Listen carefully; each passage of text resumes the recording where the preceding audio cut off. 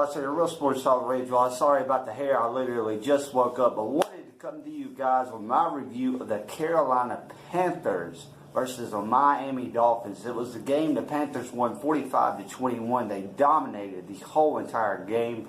And this was a game, we've all said all year, we knew this team was good, but we were waiting for them to put it all together. Everything, offense, defense, and for it all just to come together. And that's what happened in this game. It all came together.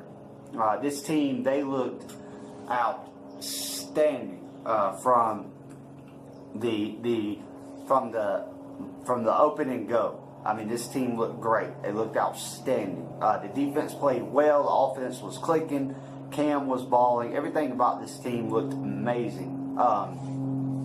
It looked amazing. But let's talk about some of the keys, some of the three things that I think stood out in this game that I thought were really crucial for the win for the Panthers. Number one, Cam Newton. He had 254 yards passing.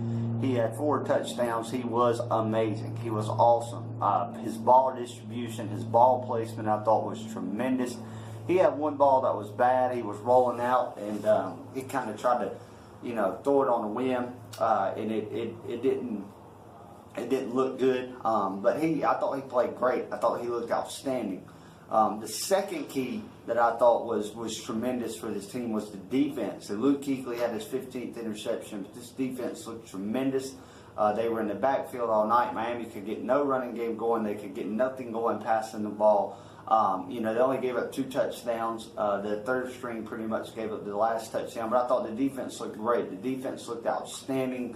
They looked like the #1 defense in the NFL. So hats off to them. The third standout to this game was Devin Funchess. Ever since the Kelvin Benjamin trade, people in Carolina have been saying, well, Devin Funchess is our guy. He's our #1 guy now. And we were waiting to see him take over that #1 role and be that #1 guy that Carolina could rely on. And that's what he was last night. He had 2 touchdowns. I mean, he was just a stud last night.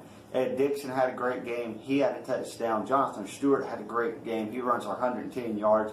This whole team just looked like a NFC championship football team. And I firmly believe if they keep playing this way, they can make it there. Now, they've got a big game against New Orleans in about 2 weeks. They've got a game they need to win next week in New York, and then they've got Minnesota, a big game at home, and they've got Green Bay and Atlanta and Tampa still on the schedule. So they still got a lot of work to do, but this team is capable of being NFC South champions. This team is capable of being NFC champions. This team is capable of being in the Super Bowl, but they've got to turn that capable into reality. But like I said, a great game overall. Thought this team looked tremendous.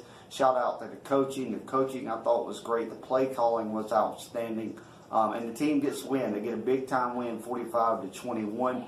And some injury news real quick. I know you guys are probably wondering, Curtis Samuel. I don't know what it is, but it doesn't look good. It's probably a broken ankle or something like that, because he could barely get off, and they said he was off on crutches coming out of the locker room. So that'll leave Carolina with Funchess, Dixon, Clay, Burson, Shepard, and Olsen when he gets back for the New York game. So the weapons are still going to be there. We're just going to have to learn how to deal without Curtis Samuel. And it looks like our Pro Bowl center, Khalil, will be back against New York, too. We got a bye week, so it's a great time for the Panthers to heal up, to get the wounds cleaned up, to get healed, so they can be all hands on deck for New York when they travel to the Jets. But like I said, 45-21, the Panthers get the win. They move to 7-3.